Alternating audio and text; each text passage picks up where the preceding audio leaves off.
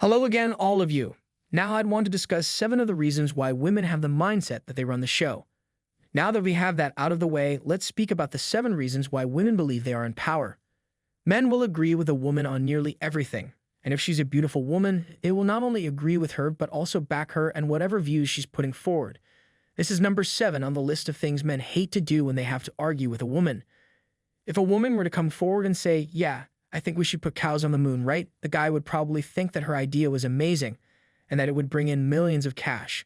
This idea needs to be created, and we need to work on developing this idea. You're a business genius, right? And it doesn't matter what is, since it's as simple as a child's game to you. You see what I mean when I say that this is how women are treated. When they come home with their stick drawings and their parents say, "Wow, this is fantastic," and put it on the refrigerator. Their whole lives have been fine. When I was younger, I was driving on the highway and I remember seeing a woman in a large pickup truck that had a flat type. She was standing outside of her vehicle and crying because the difference in size between the two vehicles made it obvious that she did not know where the jack was. I remember thinking to myself at the time that she probably didn't even know where the jack was. A lot of women would just be sitting in the truck and continuing to cry. So whenever they do something, men look at it and think, "Wow, that's actually pretty smart." Well, she's doing pretty well because at least she's communicating to people that she needs help, which is better than a lot of women would do in her situation. So there you have it. Let's move on to number 6. If a woman can figure out what a man wants, which is not difficult to do, and then she can withhold it from him if the man believes that the most important thing in life is getting together with a woman and having children, then she can withhold it from him. If a guy believes that women are the most important thing in the universe, then the woman is, in effect, in charge and she is in charge of the man. But who are we, and why does it matter who is in charge of what? If they're not in charge of you, and what does it matter what they are in charge of if they are in charge of you? So if you're a man and you buy into that typical line that women are the greatest thing in the world and you love women in your entire self-image, then you need to realize that you are in charge of you. You're aware that the approval of women is the yardstick by which to judge the quality of a man. He has delegated all of his authority to her. If you understand that, then we can move on to the 5th point, which is an expansion on the 4th point. Because here's the point, even if the man founded the world okay, even if he maintains all of the things in the world, even if the future development and advancement depends upon the male and his abilities, if the woman can dominate the man, you can understand why she would start to think that.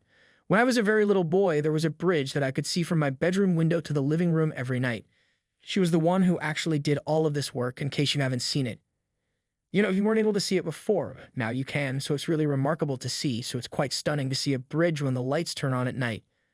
You know, because it lights up across the expanse, and you couldn't see it before, but now you can, so it's quite stunning to see.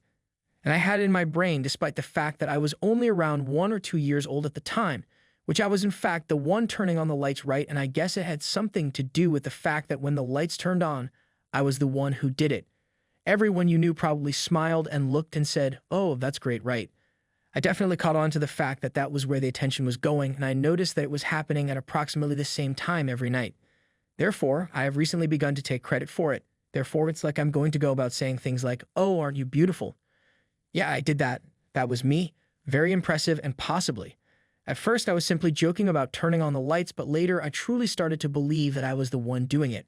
I had no idea how I got there. I would respond with, "No, not now." And "not now, just give me a little bit more time," and ultimately I would get it right. Nevertheless, when I would say it, they would turn on me, and everyone would applause. I suppose that's what we do with the women right now. I believe that they get the concept into their heads that because they can in fact boss the guys around, even though it was the male who built everything, they just start naturally claiming credit for it, right? Okay, now going on to number 4. I think that is the idea that they get into their heads. It doesn't matter what's going on, a woman can always make things more emotionally chaotic and muddled up than they were before she got involved. This is the 4th reason why women believe they are in command. Disarray and confusion are the general atmosphere, and this strategy can be effective even if you do not have a solid move. If you are unable to improve your position that is the weakest, or if it appears that you are about to lose the game. I'm not only talking about the game of chess here, I'm also talking about life in general, and one of the things that you can do, which is to just throw everything into total chaos. You have the ability to play a check that does nothing, you have the ability to check their king, and you have the ability to create all kinds of problems. This will cause the current situation and the road that it is on to become unstable because this is what women do. To put it another way, this is the psychological manipulation of women. The woman approaches the man and says, "You know who your best buddy is." The man is extremely focused. He is highly concentrated. He is going to be successful. The other night, he was flirting with me, but that might not work. So he might say something like, my best friend is on the other side of the planet. Right. So maybe it was your best friend. So we see this tactic of women emotionally trying to manipulate men until the man loses his emotional stability, and then he's on the level with the woman. For example, you could be Einstein coming up with the theory of relativity, and she could want you to go to the store to buy something. We see this tactic of women emotionally trying to manipulate men until the man loses his emotional stability, and then he's on the level with the woman. She does not need to outwit you. All she needs to do is disturb whatever it is that you are doing to the point where you feel so frustrated that you give up. When you do what you are doing, you enter an emotional realm in which she can read feelings more quickly. She can respond, she's emotionally stronger, she can hide her emotions, she can express her emotions, she can read your emotions, and she can influence them by the way she acts. And the only thing that the man is capable of doing well is being extremely strong physically. And if he's not upset emotionally, he can concentrate. And if he's a decent man, he can focus on what he's doing. So to reiterate, she is not in command, but she is controlling the circumstance. Could you even fathom how unsettling it must be to know that you are the least qualified person in the room, to know that you are the most trivial person in the room, and yet to walk into the room knowing that you are the least qualified person, to know that you are the most trivial person, to know that you are the person in the room? Everyone else in the room immediately stops what they are doing and turns to stare at you. Right, Tom, you see, the differential there. They say, so we have a room full of Einsteins. All working woman with an IQ of 90 but highly attractive arrives into the room and giggles or drops her pencil at each of Einstein's stops. She is a genius. What he's doing approaches her and makes an attempt to assist her in picking up the pencil. What is she going to believe when she looks at them and tells them, I want you to do this, I want you to do that, and I want you to do this other thing? Those things are meaningless and useless, but she wants them to do them anyhow. You will bring down the firm, and then you will bring down the nation. She's like, I want you to bring in men from other parts of the world who don't share our values, and I want to use your tax dollars to give them free housing, free food, and free computers. And the men are like, you are just so compassionate. And it's like, nobody bothers to tell her. But she's like, I want you to bring in men from other parts of the world who don't share our values. You're going to starve your own children to virtue signal to complete strangers because, that's how much spare time you have. If you can understand why she might start to think that, you'll know that there's no way to stop her from doing it. In point of fact, she was the one in charge of the entire production because for the feeble men, and to the best of your knowledge, as far as emotionally manipulating someone else goes, she is okay. You are aware of this, so let's go on to the number 3 reason why women believe they are in charge. In other words, the initial means to establish a civilization is through male values such as building, defending, and fighting. As a civilization grows more evolved, the values in the civilization begin to turn in the opposite direction, accumulating resources by being extremely practical and pragmatic, as well as literally adhering to these patriarchal norms. You call them patriarchal, right, but you could just as easily call them, the effective tactics to build a civilization. So after you've done that, and you start to build up resources, you start to build up a dependent class of people. And this is great, because now you can take care of the children and you can take care of the elderly people, and they will have some security and they will be able to plan for the future, and they will be able to do all kinds of great things. They may be able to improve fields such as technology, science, and the arts, but at the same time, you may find that an increasing number of people in your workforce are unable to do their duties effectively. Does this ring a bell? Take a look around your school.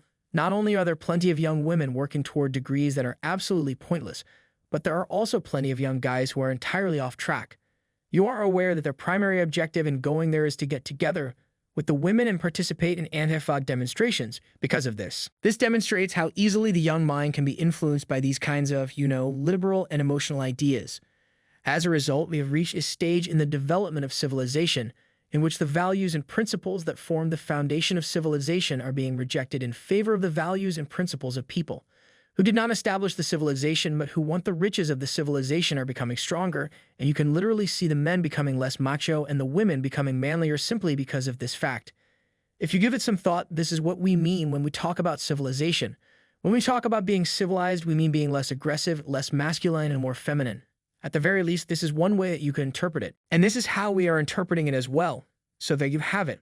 Okay. Moving on to the number 2 reason why women believe they are in charge. They have more experience. Women are finally starting to believe their own emotional victim narratives despite the efforts of the market to alter them. They are beginning to believe their own emotional tale, which is perfectly fine. However, they are also beginning to believe their own publicity and marketing, and you are aware that this is something that can occur. When I was a kid, I recall doing some things that weren't exactly appropriate all the time, such as stealing cookies from the cookie jar. I feel bad about that now, but it's in the past. I admit it right. There were times when I stole the cookie from the cookie jar, and there were other times when I got caught, and naturally, without any kind of prodding from anyone. I lied about it at the time, because there were times when I stole the cookie from the cookie jar, and there were times when I got caught. It was risky, so of course you knew it was risky, and of course you knew it was risky. It's like, hey, you took a cookie from the jar, and it's like, no. Someone else sneaked into this room earlier, took a cookie out of the jar, and then placed it on the counter. I'm replacing the cookie now. I was about to put the cookie back. I should be rewarded. In point of fact, you should be thanked with a cookie for your effort, but they didn't fall for it, which is unfortunate. They did not fall for my ruse at all. However, if I had been a gorgeous girl, they might have. As a result, I was punished. I was taken to my room without a cookie, and I mourned the unfairness of my false prosecution. My wrongful detention, and I continued to submit my emotional evidence in support of that cause. I have always maintained that I did not steal the cookie, but at some point in time I began to believe that I was telling the truth. I was putting on an act, if you know what I mean. I was complaining about how unfair it was that I had to spend so much time locked up in my room when I was a kid. And for stealing a cookie, I went too far and I started to believe what I was emotionally peddling. Before you know it, I'm in the room and I'm angry, and I'm sad, and I'm distracted with, this issue, and it was extremely tough for me to remind myself that, oh sure, you're absolutely right, you are lying. You were, in fact, attempting to steal the cookie. All of this upheaval, all of this breathing, all of this crying, all of this emotional turmoil was just an act to get out of admitting that I was attempting to steal the cookie, and I literally believed it. You are lying. You were, in fact, attempting to steal the cookie. You see what I mean when I say that I was being emotionally tossed around when I was only 7 or 8 years old at the most, and I thought to myself that this is incredible because I actually started to believe my own. So there you have it. That's yet another one of the reasons why women think they're in charge, okay? So here we go with the number one reason why women think they're in charge. Here's the thing. Even though men build everything and maintain everything, even though men have invented it, women still believe they are in charge. All of the research, all of the exploration, all of the construction has been done by women. Women are chameleons. Recently, women have urged that they should be paid the same amount as male athletes. They don't even get a tenth of the attendance, which tells you something about how naturally talented they are. Athletes that compete at the high school level have the potential to compete at the professional level, perhaps not the very best athletes, but the bulk of them, absolutely. It is a complete waste of time to watch a woman compete in an athletic event. But it is not a waste of time in the least to watch a guy compete in an athletic event. Therefore, female athletes do not deserve even a fraction of what a male athlete receives. Even though all of these things are true, women and children come first in the event that the ship is sinking, and we save the women and children in the event that we are under attack. When he is at the top of his game, you know that what he is doing is poetry in motion. We are circling the wagons, and the women and children are in the middle of that circle. If the herd that is out on the African Serengeti is being attacked, they will circle. And in the center of that circle are the women and the children, and despite the fact that the males in the herd are the ones who venture out to discover new territory and new sources of food, the women and the children are the ones who are valued. And you understand the reason for this, right? Because women and children are the ones who carry on the herd's genetic legacy. You can rebuild the tribe and the herd if you have 10 females and 1 male, but if you only have 1 female and 10 males, you won't be able to repopulate anything. The women have the ability to reproduce. The fact that men are designed to guard and defend the females was a necessary component of the evolutionary bargain for their existence, which means that women have inherent worth from a biological perspective. Would you believe that during these various local times, the women would reproduce and the men would use their physical ability to protect, guard, and provide for their families? Therefore, despite the fact that men construct everything and maintain everything, they do it for women in order to protect women, and despite the fact that women are unable to construct or maintain things as well as men, and despite the fact that women are not as intelligent or skilled as men, and despite the fact that despite the fact that she is not as powerful as men or that she is not as skilled in combat, she believes that she is loved more and that she is appreciated more than men. She is in command, of course. How could it not be? Everything revolves around her, her interests, her needs, and her goals. Every time women accomplish anything, we congratulate them for it as if it were a major accomplishment. Oh my goodness, she's a successful female novelist. That is so incredible. In the woman's perspective, Madame Curie was successful in accomplishing some work in the scientific community that was quite remarkable. She was in command due to the fact that everything else in the area revolves around her. And if you are a man whose primary occupation or obsession in life is getting together with women and pleasing women, then you have no business being in her life. All it takes is for one woman to realize that this is how the man is thinking, and then she takes control of the man, uses him until there's nothing more, and then she discards him. All it takes is for one woman to realize that this is the way the man is thinking. All it takes is for one woman to realize that this is the way the man is thinking, and the man intends for this to take place. It is a well-known fact that many men derive their sense of purpose from what a woman has to say and bring to the table. I will tell you what to do now that this is in reality his natural place, so I hope you understand that women are not in charge, but that men are turning control over to women, and that many individual men give control over to women. I will tell you what to do now that this is in fact his natural place. You are aware that the mother brought him up, and as a result, that is where his attention is focused. He does not need to compete in a man's world because he was brought up in a woman's world, where things were easy and given and people were taken care of, so that he does not have these male masculine patriarchal ideals which are despised and mocked. He was raised so that he does not have these values. So even though women can't do the work that men do, even though she can't maintain the systems, even though throughout history she hasn't created and built the systems within an advanced technological society, a woman's wants, needs, desires, concerns, and emotional fits rule the day. This is because women's needs, desires, concerns, and emotional fits rule the day. This is why Angela Merkel can bring it well. This is why we institute political social programs that are unworkable and unsustainable to placate the women who are in conflict with the very masculine ideals so that we can sustain and maintain the present and construct and create the future. Okay, I'm going to leave it at that for the time being. I hope you found this information to be helpful, and I appreciate you taking the time to watch this far.